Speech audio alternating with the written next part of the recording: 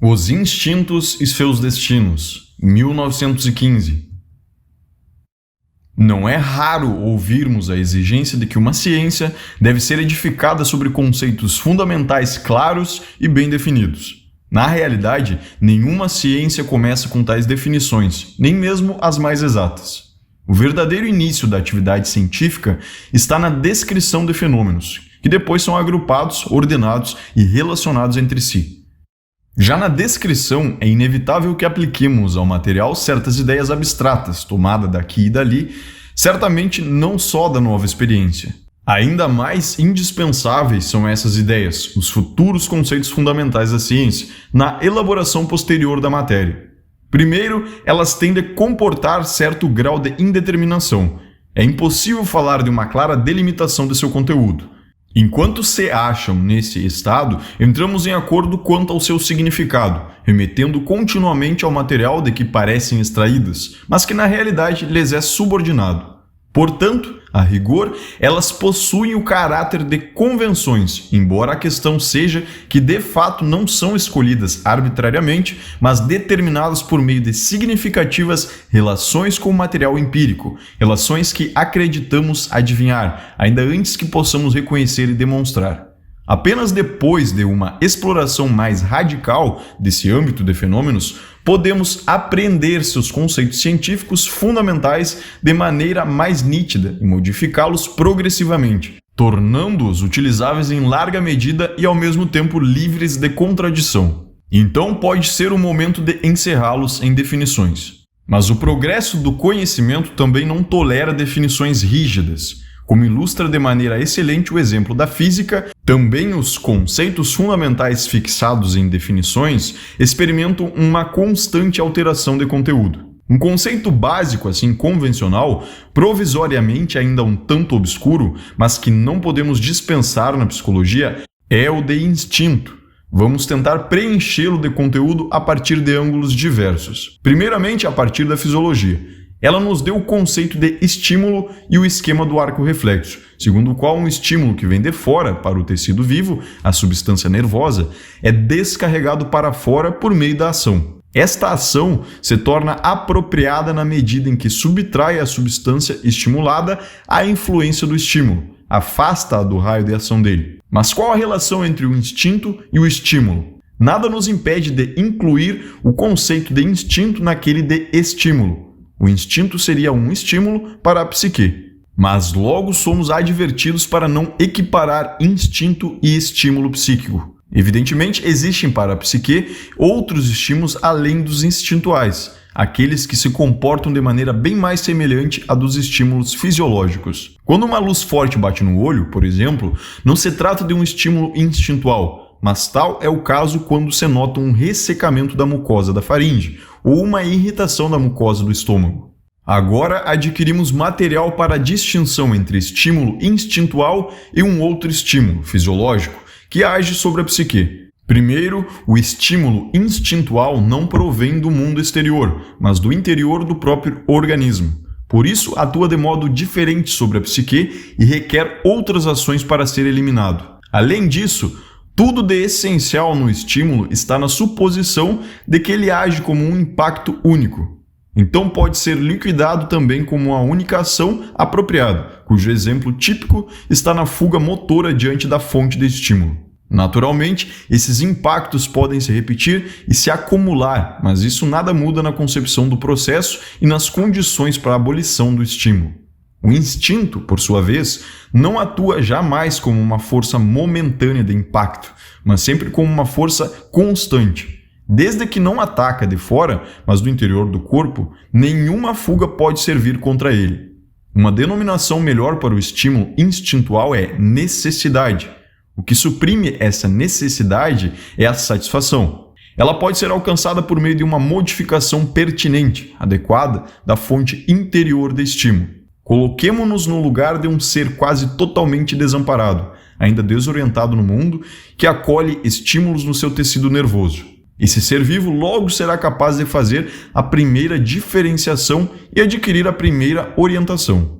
Por um lado, ele sentirá estímulos a que pode se subtrair mediante uma ação muscular, fuga, Estímulos esses que atribui ao mundo externo.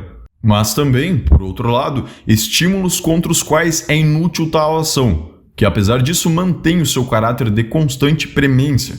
Esses estímulos são o sinal característico do mundo interior, a evidência de necessidades instintuais.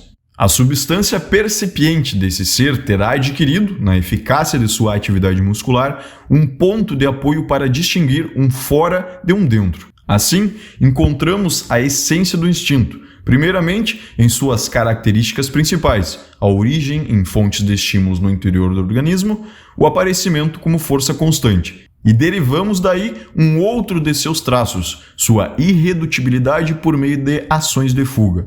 Mas nessa discussão não podemos deixar de perceber uma coisa que requer uma nova admissão. Nós não apenas aplicamos à matéria da experiência determinadas convenções na forma de conceitos fundamentais, como nos servimos também de vários pressupostos complicados para nos guiar no trabalho com os fenômenos psicológicos. O mais importante desses pressupostos já foi assinalado, resta-nos apenas destacá-lo expressamente. É de natureza biológica, faz uso do conceito de tendência, eventualmente de finalidade, e diz que o sistema nervoso é um aparelho ao qual coube a função de eliminar os estímulos que lhe chegam, de reduzi-los ao mais baixo nível. Um aparelho que, se fosse possível, gostaria de manter-se verdadeiramente livre de estímulos. Não nos surpreendemos, no momento, com a imprecisão dessa ideia, e vamos atribuir ao sistema nervoso, em termos bem gerais, a tarefa de dominar os estímulos. Vemos, então, como o simples esquema do reflexo fisiológico torna-se complicado com a introdução dos instintos.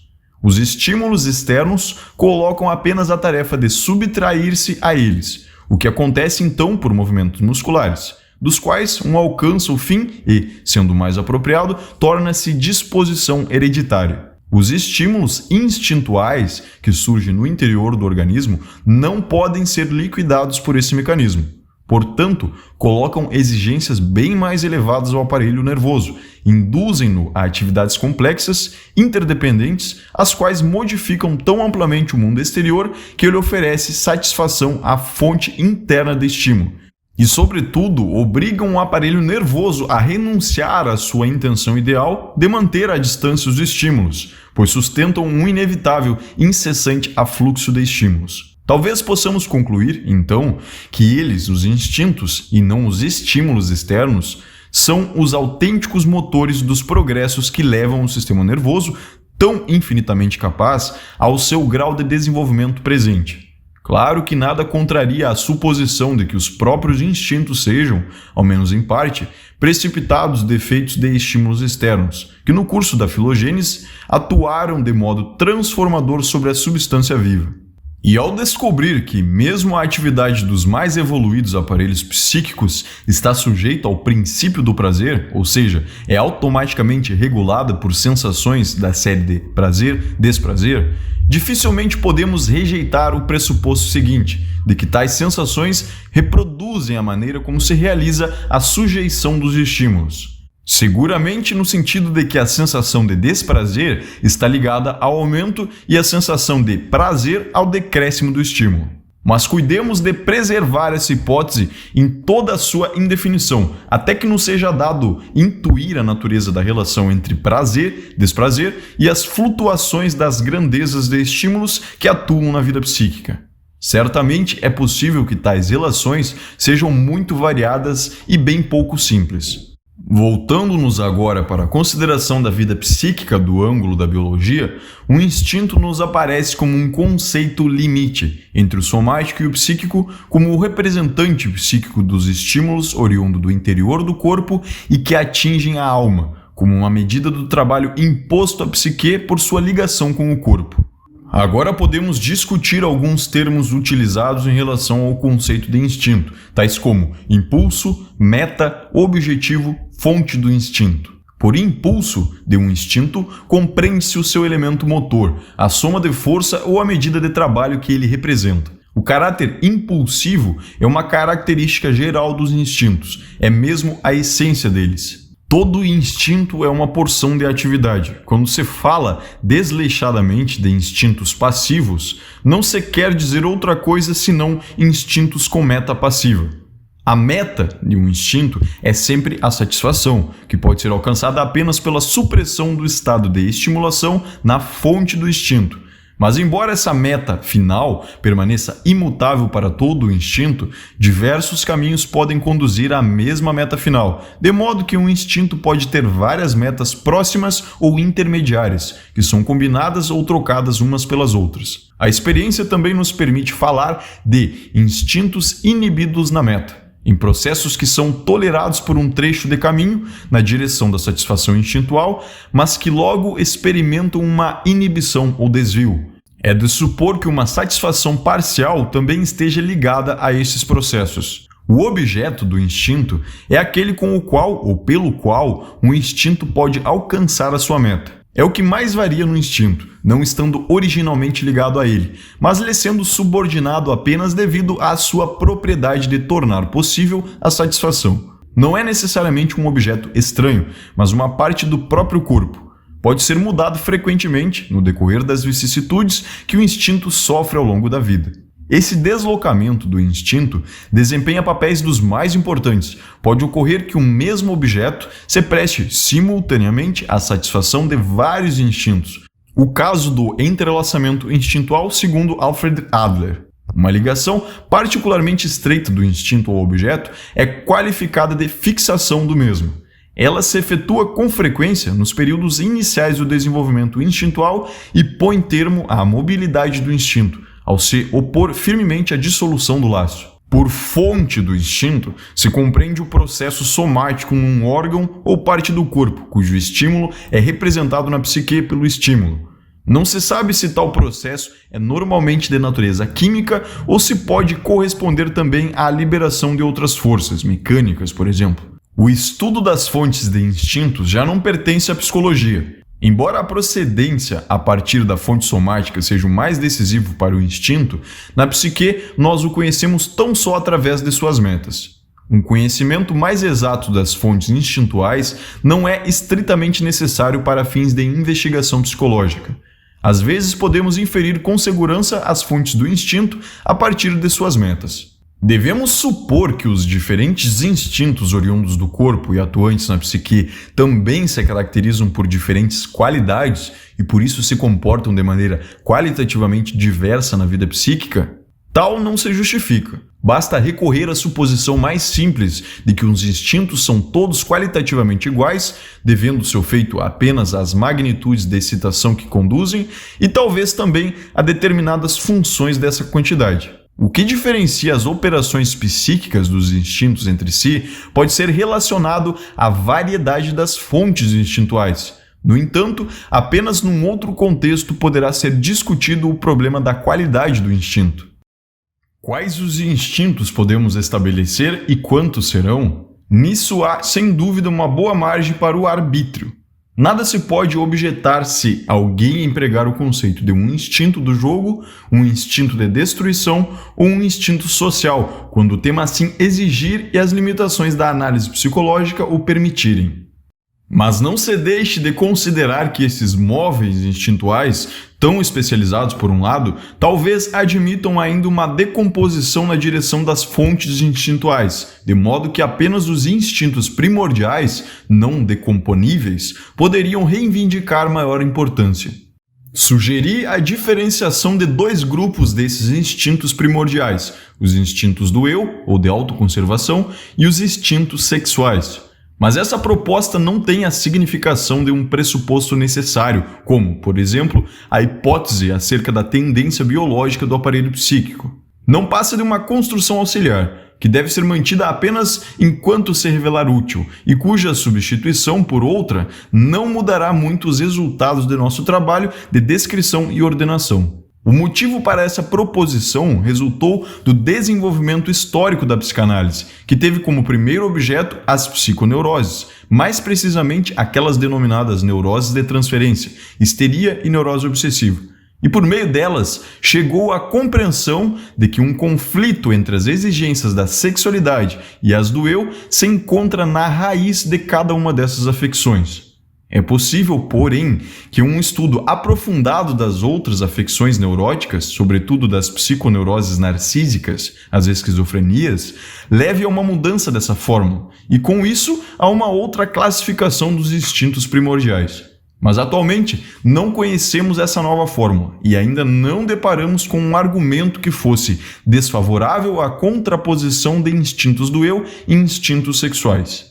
Tenho sérias dúvidas de que seja possível, a partir do trabalho com o material psicológico, obter indicações decisivas a propósito da divisão e classificação dos instintos. Para os fins desse trabalho, pareceria necessário, isto sim, aplicar ao material certas hipóteses sobre a vida dos instintos, e seria desejável que se pudesse retirar essas hipóteses de um outro campo, transportando-as para a psicologia. O que a biologia proporciona, no caso, não contraria certamente a distinção entre instintos sexuais e do eu. A biologia ensina que a sexualidade não deve ser posta no mesmo plano que as demais funções do indivíduo, que as suas tendências vão além do individual e têm por conteúdo a produção de novos indivíduos, ou seja, a conservação da espécie. Ela nos mostra também que existem duas concepções igualmente justificadas para a relação entre o eu e a sexualidade. Segundo a primeira, o indivíduo é o principal, a sexualidade é uma de suas ocupações, a satisfação sexual uma de suas necessidades. Para a outra, o indivíduo é um apêndice provisório e passageiro do plasma germinativo quase imortal, que lhe foi confiado pela geração. A hipótese de que a função sexual se distingue dos outros processos corporais por um quimismo especial constitui também, pelo que sei, um pressuposto da pesquisa biológica de Ehrlich. Como o estudo da vida instintual a partir da consciência traz dificuldades quase insuperáveis, a investigação psicanalítica dos distúrbios anímicos permanece a fonte principal de nosso conhecimento. Mas, em conformidade ao seu curso de desenvolvimento, até agora a psicanálise só pôde nos dar informações razoavelmente satisfatórias a respeito dos instintos sexuais, justamente porque pôde observar nas psiconeuroses, como se fossem isolados, apenas esse grupo de instintos. Com a extensão da psicanálise às outras afecções neuróticas, também o nosso conhecimento dos instintos do eu encontrará fundamentos, embora seja temerário esperar condições de observação igualmente favoráveis nesse novo âmbito de pesquisa. Para uma caracterização geral dos instintos sexuais, podemos dizer o seguinte: eles são numerosos, originam-se de múltiplas fontes orgânicas, atuam de início independentemente uns dos outros e apenas bem depois são reunidos numa síntese mais ou menos completa. A meta que cada um deles procura atingir é o prazer do órgão. Somente após efetuada a síntese, eles entram a serviço da função reprodutiva, tornando-se geralmente reconhecidos como instintos sexuais. Ao aparecer, apoiam-se inicialmente nos instintos de conservação, dos quais se desligam apenas aos poucos, e seguem também na busca de objeto, os caminhos que lhes mostram os instintos do eu. Uma parte deles permanece a vida inteira associada aos instintos do eu, notando-os de componentes libidinais que na função normal são facilmente ignorados e apenas quando há doença surgem claramente. Caracterizam-se pelo fato de poderem, em larga medida, agir vicariamente uns pelos outros e trocar facilmente seus objetos. Devido a esses atributos, são capazes de realizações que se acham bem afastadas de suas originais ações dotadas de objetivo, sublimação. Nossa investigação referente às vicissitudes que os instintos podem experimentar no curso da evolução e da vida terá que se limitar aos instintos sexuais, que conhecemos melhor. Eis o que a observação nos ensina a reconhecer como destinos dos instintos: a reversão ao contrário, o voltar-se contra a própria pessoa, a repressão, a sublimação. Como não penso em tratar aqui da sublimação e a repressão exige um capítulo especial, resta-nos descrever e discutir os dois primeiros pontos. Considerando os motivos que se opõem a que os instintos sigam diretamente seu curso, podemos apresentar os seus destinos também como modalidades de defesa contra os instintos. Olhando mais atentamente, a reversão, no contrário, se divide em dois processos distintos: a conversão da atividade em passividade e a inversão de conteúdo. Por serem essencialmente distintos, os dois processos serão tratados separadamente. Exemplos do primeiro processo se acham nos pares de opostos, sadismo, masoquismo e voyeurismo e exibicionismo. A reversão diz respeito apenas às metas do instinto. Substitui-se a meta ativa, atormentar, olhar, pela passiva, ser atormentado, ser olhado. A inversão de conteúdo se encontra apenas no caso da transformação de amor em ódio.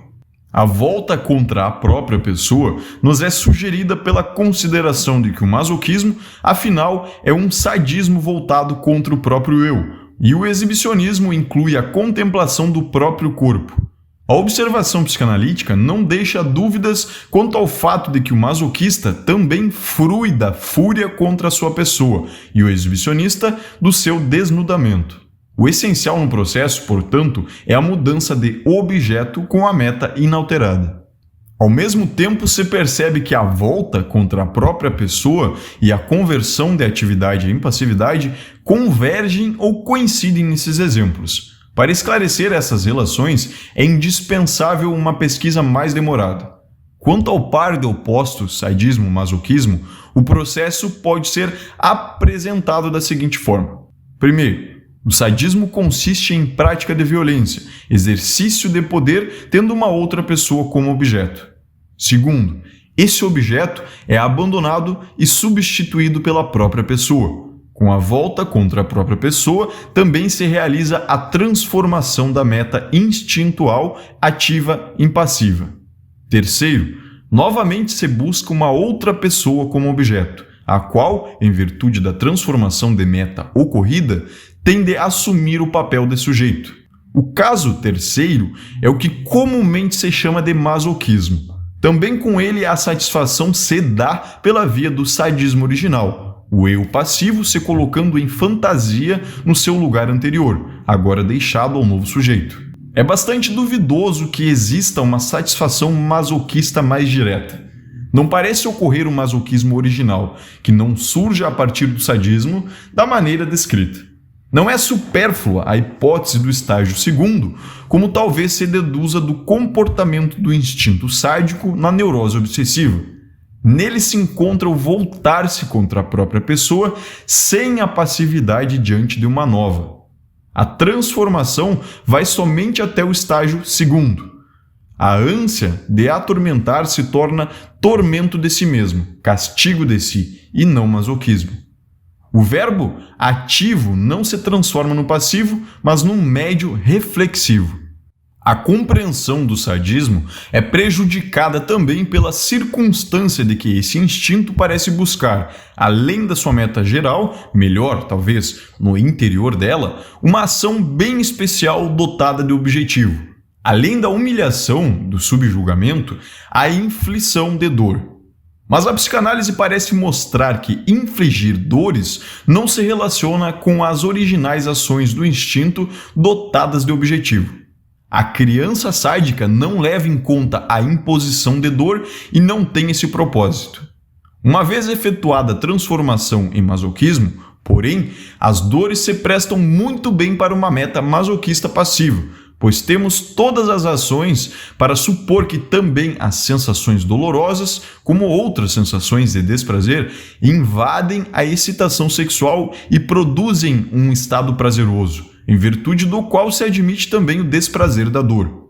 Quando sentir dores se torna uma meta masoquista, pode surgir também, retroativamente, a meta sádica de infligir dores, que o próprio indivíduo, ao suscitá-la em outros, frui masoquistamente na identificação com o objeto sofredor.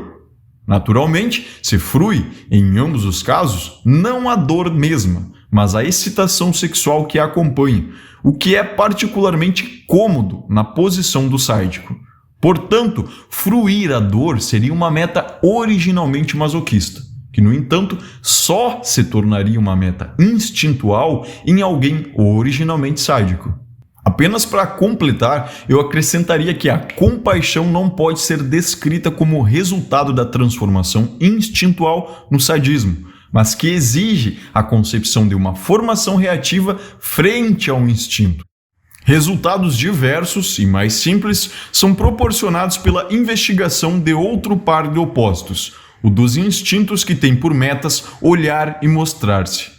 Neste caso, pode-se estabelecer os mesmos estágios do anterior. Primeiro, olhar como atividade dirigida a um outro objeto. Segundo, o abandono do objeto, a volta do instinto de olhar para uma parte do próprio corpo e, com isso, a reversão em passividade e a constituição da nova meta, ser olhado. Terceiro, a introdução de um novo sujeito ao qual o indivíduo se mostra, para ser olhado por ele.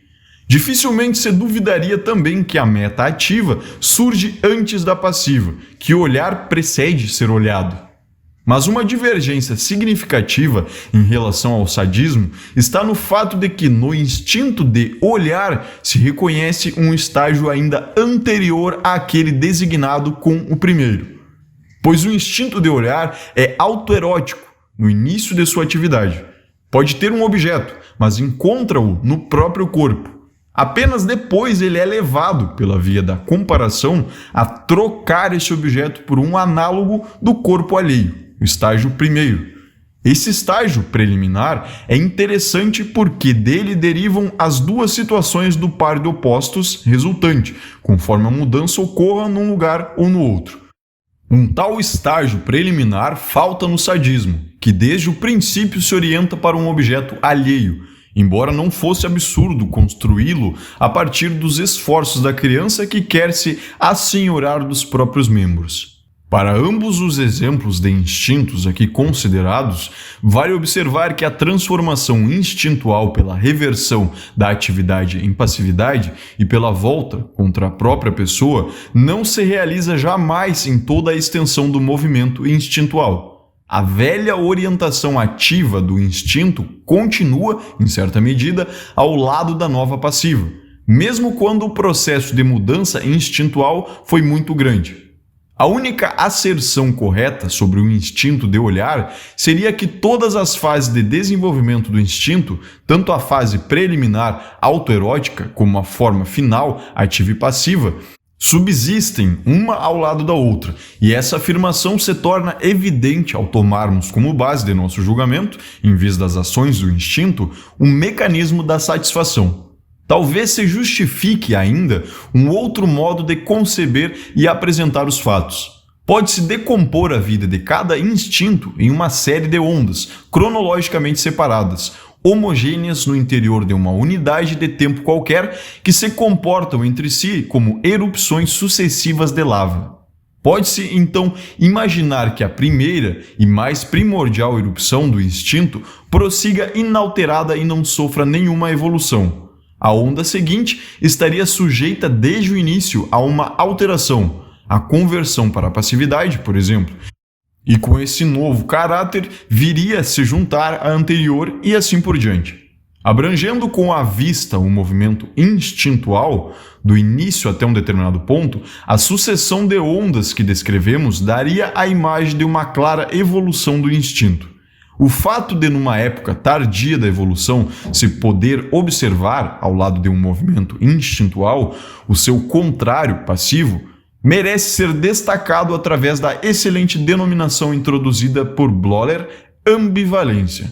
O desenvolvimento instintual se torna mais inteligível para nós se considerarmos a história da evolução do instinto e a permanência dos estágios intermediários. Conforme a experiência, o montante de ambivalência demonstrável varia bastante em indivíduos, grupos e raças.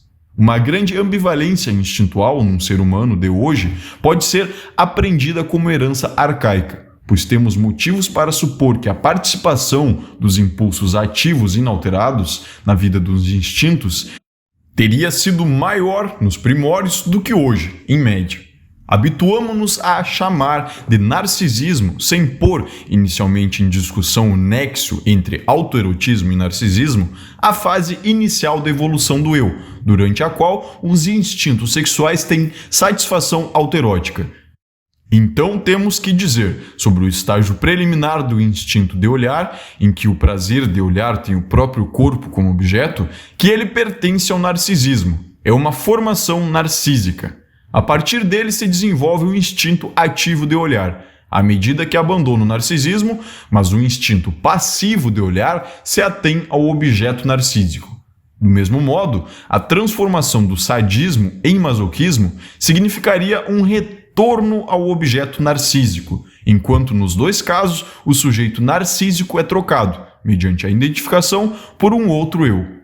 Levando em conta o estágio preliminar narcísico do sadismo, que aqui construímos, aproximamo-nos de uma concepção mais geral, a de que as vicissitudes que consistem no instinto para se voltarem contra o próprio eu e se converterem de ativo em passivo, dependem da organização narcísica do eu e carregam a marca dessa fase. Correspondem talvez às tentativas de defesa que, em estágios mais elevados da evolução do eu, são conduzidas com outros meios. Lembramos que até agora trouxemos à discussão apenas os dois pares opostos de instintos, sadismo e masoquismo, prazer de olhar e prazer de mostrar. Entre os instintos que aparecem de forma ambivalente, são esses os que melhor conhecemos. Os outros componentes da função sexual posterior ainda não se tornaram acessíveis o bastante à psicanálise para que sejam discutidos de maneira semelhante.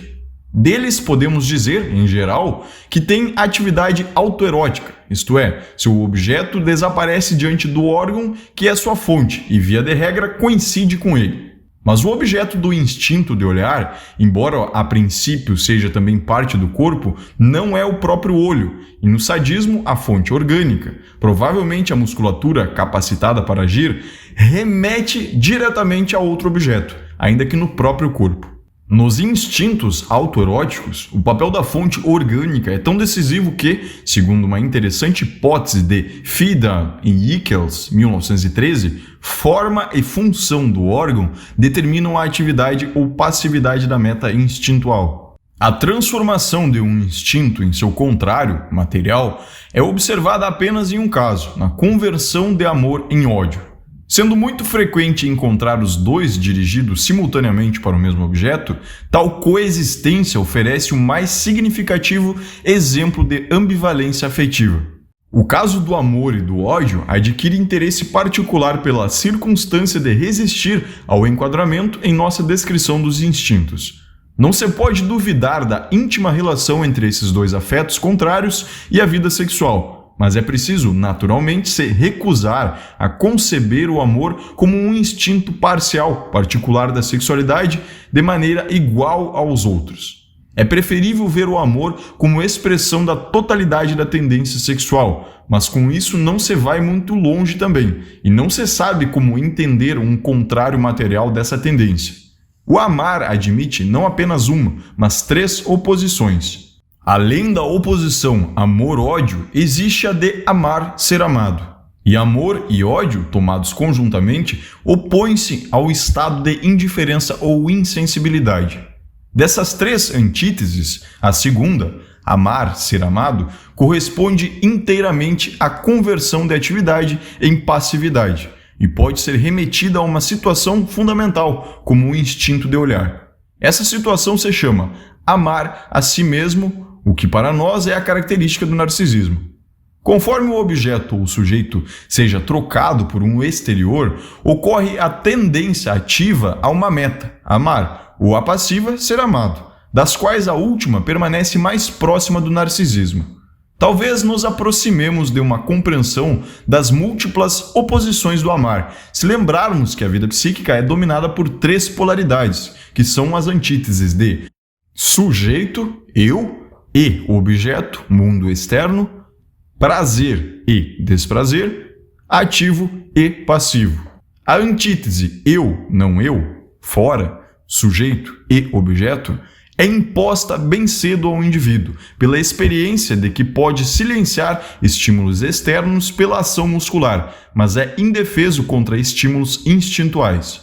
Ela continua soberana, principalmente na atividade intelectual, e cria a situação fundamental da pesquisa, que não pode ser mudada por nenhum esforço. A polaridade prazer-desprazer é ligada a uma escala de sensações, cuja insuperável importância para a determinação de nossos atos, vontade, já foi sublinhada. A oposição ativo-passivo não deve ser confundida com a de eu, sujeito, fora, objeto. O eu se comporta passivamente face ao mundo externo, enquanto recebe estímulos dele, e ativamente ao reagir a ele. É impelido por seus instintos a uma atividade bem particular frente ao mundo exterior, de modo que, destacando o essencial, poderíamos dizer que o eu, sujeito, é passivo diante dos estímulos externos e ativo em virtude dos próprios instintos. A oposição ativo-passivo se funde depois com a masculino e feminino, que não tem importância psicológica até que isso aconteça. A fusão de atividade e masculinidade, passividade e feminilidade nos aparece como um fato biológico, mas de modo nenhum ela é tão regularmente taxativa e exclusiva como nos inclinamos a crer. As três polaridades psíquicas estabelecem as conexões mais significativas entre si. Há uma situação psíquica primordial em que duas delas coincidem. Originalmente, bem no começo da vida anímica, o eu se acha investido instintualmente e, em parte, é capaz de satisfazer seus instintos em si mesmo. A esse estado chamamos de narcisismo, e de autoerótica a possibilidade de satisfação. Nesse tempo, o mundo exterior não está investido de interesse, falando de modo geral, e não faz diferença no que toca à satisfação. Logo, nesse momento, o eu, sujeito, coincide com o que é prazeroso, o mundo externo com o que é indiferente, eventualmente com o que, enquanto fonte de estímulos, é desprazeroso. Se provisoriamente definimos o amar como a relação do eu com suas fontes de prazer, então a situação na qual o eu ama apenas a si mesmo e é indiferente para com o mundo, ilustra a primeira das oposições em que encontramos o amar.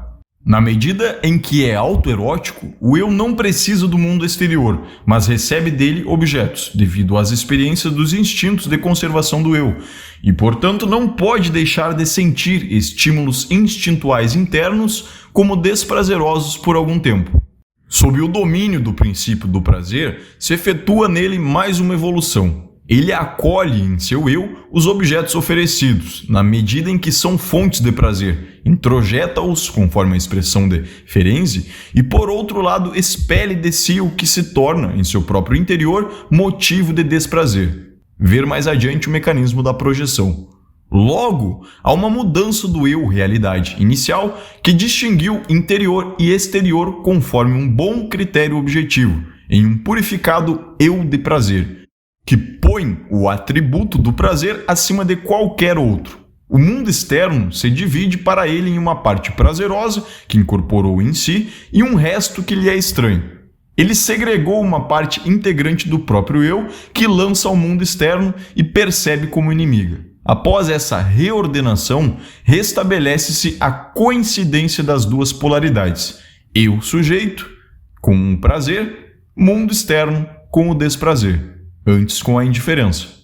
Quando o objeto entra no estágio do narcisismo primário, chega-se à formação da segunda antítese do amar, o odiar.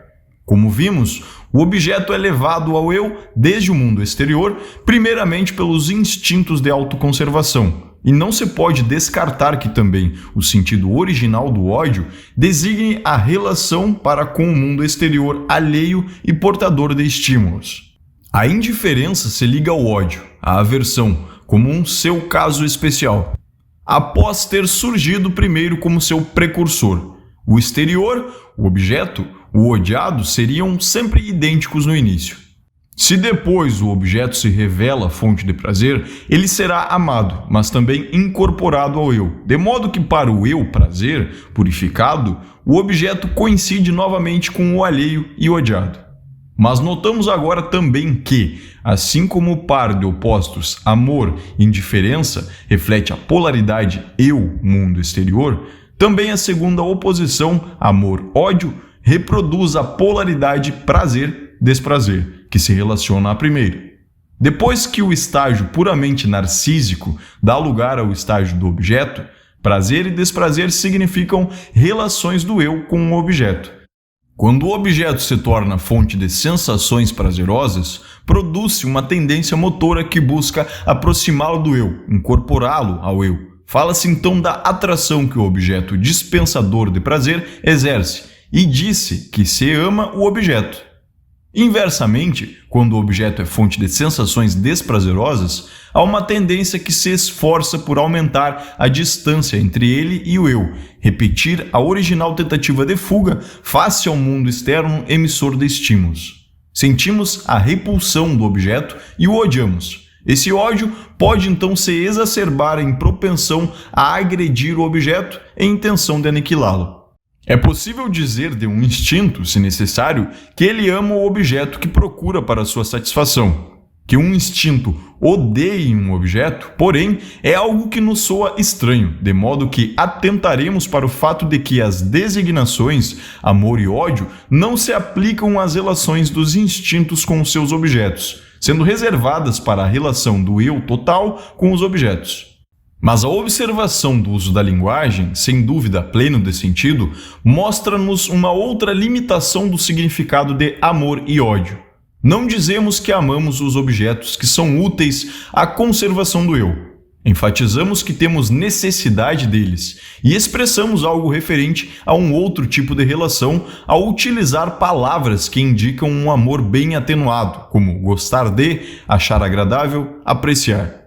Portanto, a palavra amar se avizinha cada vez mais à esfera da pura relação de prazer do eu com o objeto, e finalmente se fixa nos objetos sexuais, em sentido estrito, e nos objetos que satisfazem as necessidades dos instintos sexuais sublimados.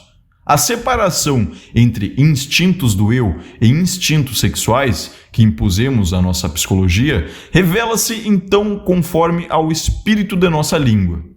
Se não estamos habituados a dizer que o instinto sexual ama seu objeto, mas vemos o uso mais adequado da palavra amar na relação do eu com seu objeto sexual, essa observação nos ensina que tal emprego nessa relação começa apenas com a síntese de todos os instintos componentes da sexualidade, sob o primado dos órgãos genitais e a serviço da função reprodutiva.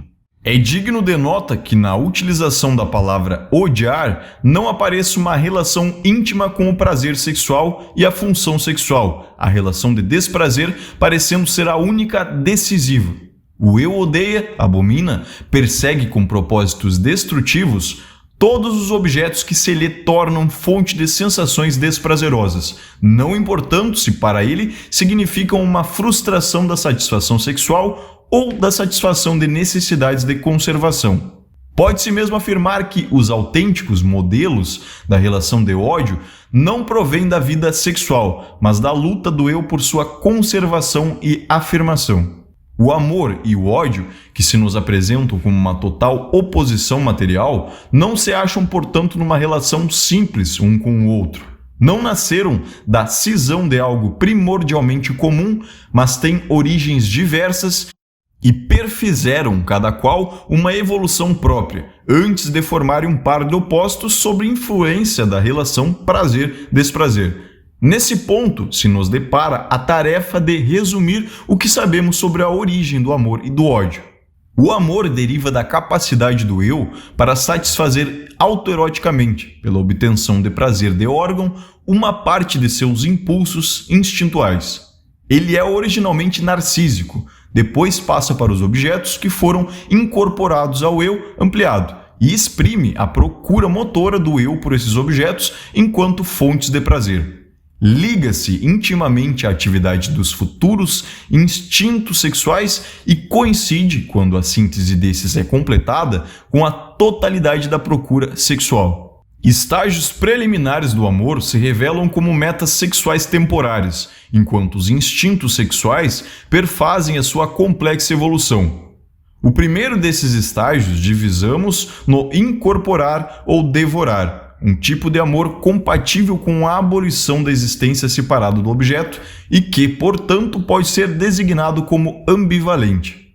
No mais elevado estágio da organização sádico-anal pré-genital, surge a procura pelo objeto, sob a forma de impulso de apoderamento, ao qual não importa se o objeto é danificado ou aniquilado.